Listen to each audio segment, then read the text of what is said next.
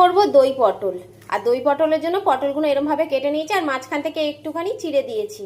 আর দেখতে পাচ্ছ এখানে দই নিয়েছি, দইটা একটু ভালো করে ফেনিয়ে নেব।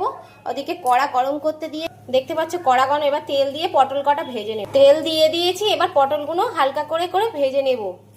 দেখতে পাচ্ছ পটল কটা দিয়ে দিয়েছি, দিয়ে হালকা করে ভেজে নেব। নুন আর একটু হলুদ দিয়েছি। এবার আস্তে করে গ্যাসটা দিয়ে একটু চাপা দেব। একটু চাপা দিয়ে 2-3 মিনিট ভাজতে দিতে হবে, গ্যাসটা পুরো লো ফ্লেমে আছে। দেখতে পাচ্ছ পটলগুলো ভাজা হয়ে গেছে নুন হলুদ দিয়ে। এবার এই তেলে শুকনো লঙ্কা আর তেজপাতা ফোড়ন দেব। ভেজে তুলে নিয়েছি, দেখতে পাচ্ছ এরকম ভাবে ভেজেছি, মানে পুরো সিদ্ধ হবে না আর পুরো কাঁচা থাকবে না, এরকম ভাবে পটলগুলো ভেজে তুলে নিয়েছি। তেজপাতা শুকনো লঙ্কা দিয়ে দিয়েছি, দিয়ে এবার পেঁয়াজ কোড়ানোটা দেব। দেখতে পাচ্ছ পেঁয়াজ কোড়ানোটা দিয়ে দিয়েছি, আর এর মধ্যে একটুখানি রসুন দিয়ে দেবো।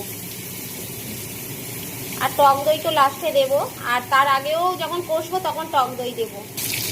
তারপরে দিয়ে দিলাম একটু টমেটো আর কাঁচা লঙ্কা দিয়ে এবার ভাজা ভাজা করে নেব।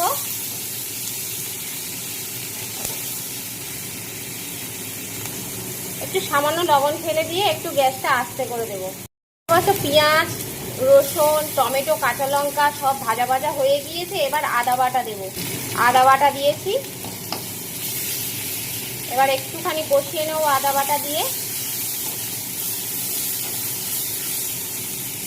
একটু লঙ্কার গুঁড়ো আর হলুদ দিয়েছি, আর আগে আমি পেঁয়াজ ভাজার সময় একটু লবণটা দিয়ে দিয়েছিলাম। এবার লবণ টেস্ট করে দেবো, যে যার লবণ টেস্ট করে দেবে।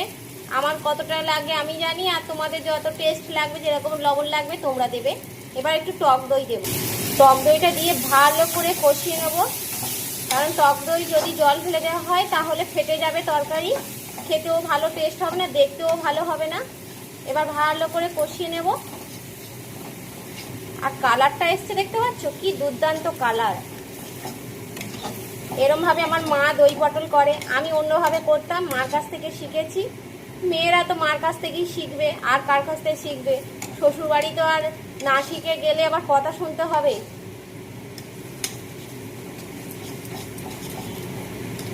কষানো প্রায় আমার হয়ে গিয়েছে, দেখতে পাচ্ছ তেল ছেড়ে দিয়েছে মশলা থেকে। এবার সামান্য জল দেব, আমি সামান্য জল দিয়েছি। এবার পটলগুলো দিয়ে দেব। পটলগুলো দিয়ে একটু কষিয়ে নেব, নিয়ে এবার জল দিয়ে পরিমাণ মতো জল দেব। বেশি জল দেব না, যেহেতু পটল তো ভাজা। দেখতে পাচ্ছ পটলে তেল ছেড়ে গিয়েছে, এবার সামান্য জল দেব। তরকারি হয়ে এসেছে, এবার সামান্য একটু ঘি দিয়ে দেব।